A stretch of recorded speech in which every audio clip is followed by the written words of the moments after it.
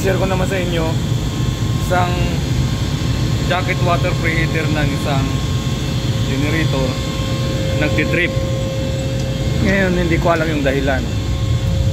Ayan yung control niya, lagi siya nagtitrip. So kumataas yung amperahe. Hindi nasi-share ko sa inyo kung ano yung dahilan. Tingnan natin yung pinaka-heater niya kung baka sira na yung heating element o baka wala ng tubig, napabayaan kaya pag uminit nagtitrip off siya o kasi dry, walang tubig sa loob. Na-try natin.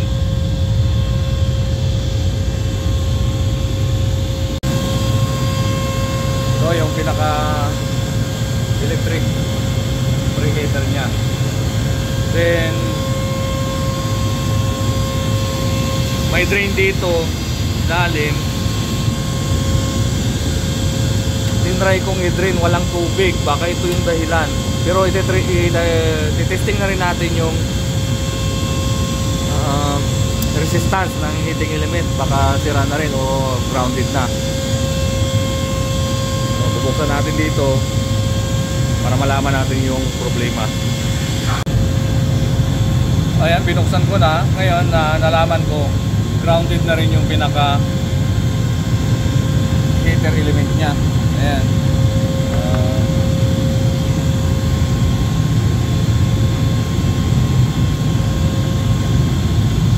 Lagay ko dito sa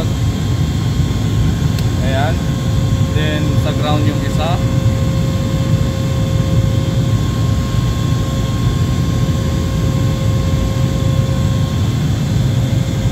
Ayan, ilagay ko dito. Then in-round ko.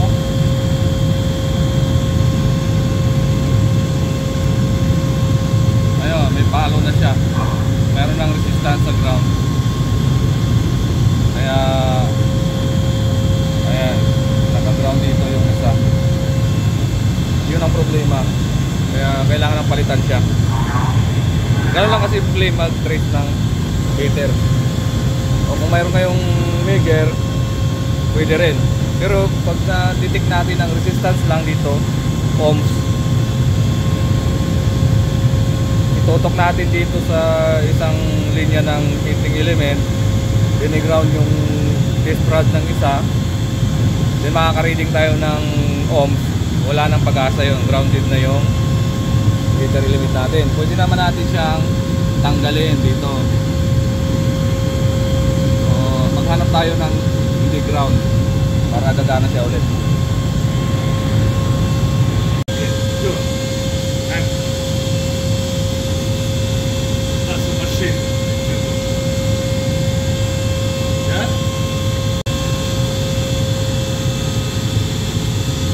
Okay, ayan, okay na. Kinundim na lang ng isa. Ayan. Yan ang may problema. Grounded na siya, kaya nagtitrip yung control. Ang ginawa ko, yan, ginamperan ko na lang yung isa, sinama dito sa common nila. Yan, then okay pa yung dalawa.